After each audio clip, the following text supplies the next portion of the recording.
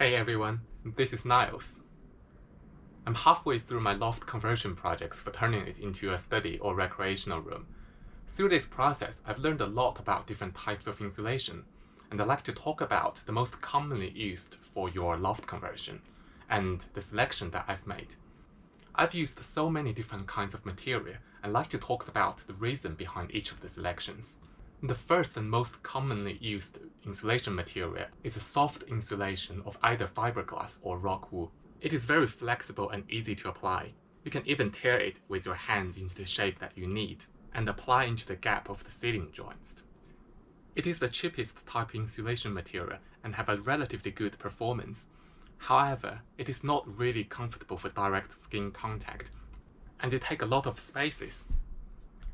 The recommended thickness for this kind of insulation is 270 mm. So because my ceiling joist is already 100 mm high, I've added a loft leg, which is another 170 mm on the top, and then fill all the gaps with this kind of insulation material, and apply it to each side of the loft conversion. You don't really need the loft leg if you don't want to board it, but it can be really helpful even if you just want to use the loft space as additional storage space. And it is also the foundation for converting it into additional use. You need to be careful when insulating the edge of the loft because you don't want to block the soffit vent. For the main area, however, I've used only 100 mm of the Rockwool insulation in between the ceiling joist, and apply the board directly on the top. That's because I have very limited ceiling height, at the highest points just over 2 meters, and I don't really want to lose another 170 mm for the insulation, otherwise I can barely stand up on the loft area. I'm trying to make it up with additional vapor barrier and another layer of polystyrene foam board on top of it. So, because this is more energy dense comparing to Rockwool, and hopefully that kind of make up the insulation requirement for the main area. Finally, I've laid this laminated wood floor on top of it, and thus creating a comfortable moving area. So normally for loft insulation, you only need to insulate the floor here because the whole loft area is regarded as the cold space. The temperature is similar to what it is outside because you don't really use it.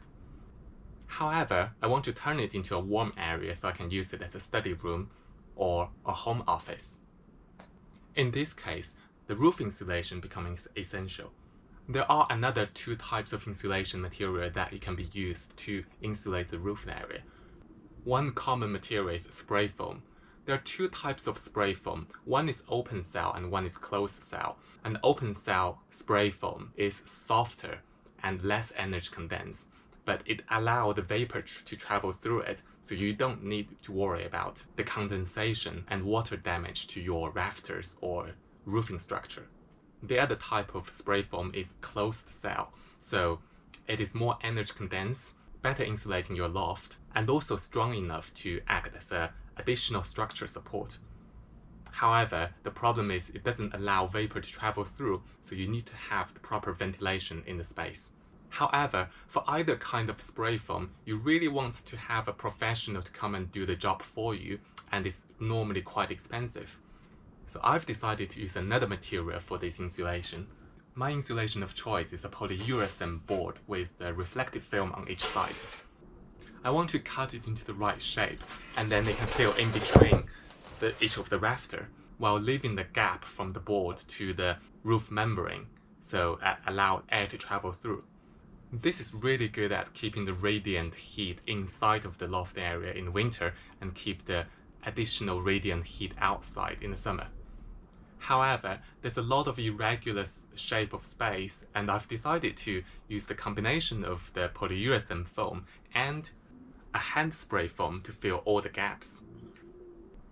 The rigid polyurethane board is also good at keeping the 25 mm gap in between the board and the roof membrane.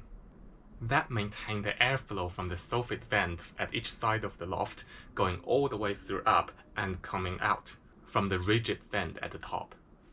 In this way, the natural airflow should be able to remove all the moisture and the condensation and protect the roofing structure.